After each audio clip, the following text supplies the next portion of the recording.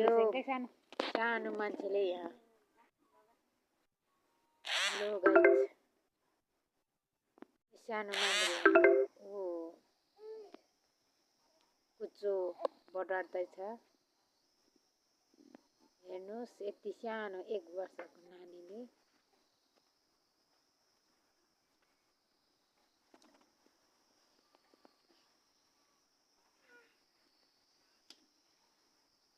बस्दैछ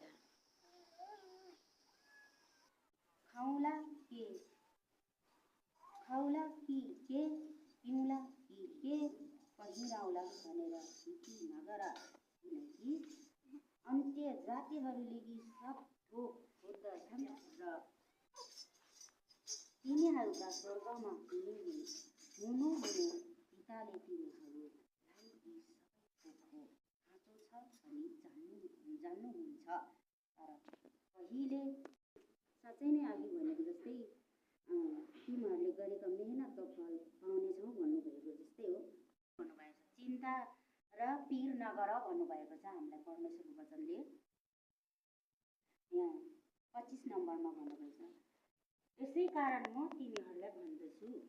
के खाउला के पिउला भनी आफ्नो प्राणको नीति र के लगाउला भनी आफ्नो शरीरको नीति फिकी नगर भन्नुभएको छ। उनीहरूले न बिउ छर्छ न मकै छर्छ न गहुँ छर्छ न सबै के छर्छ उसले केही पनि छर्दैन भन्नु स्वर्गका पिताले तिनीहरूलाई खुवाउनुहुन्छ के तिनीहरूभन्दा बढी मूल्यवान छैनौ र तिनीहरूमध्ये कुन चाहिँले फिकी गरेर आफ्नो आयुमा 1 घडी पनि थप्न सक्छ भन्नुभएको छ। चराचुरुङ्गीहरूलाई भन्दा त झन् हाम्रो पिता स्वर्गमा हुने परमेश्वरले चाहिँ हामीलाई पिताले चाहिँ झन् हामीलाई चाहिँ एकदम बहुमूल्य धन सम्पत्तिहरू दिनुभएको छ भन्नुभएको छ यहाँ। अनि लुगाफाटो नीति तिमीहरू किन फिकी गर्दछौ मैदानका लिली फुललाई हेर ती कसरी बढ्दछन् तिनले न परिश्रम गर्दछन् न धागो पार्छन् तर म तिनीहरूलाई भन्दछु हामीलाई लुगाफाटोको पनि खाँचो केही फिकी नगर भन्नुभएको छ चिन्ता नगर भन्नुभएको छ। मैदानको लिली फुललाई हेर ऊ कसरी बढ्दछ भन्नुभएको छ न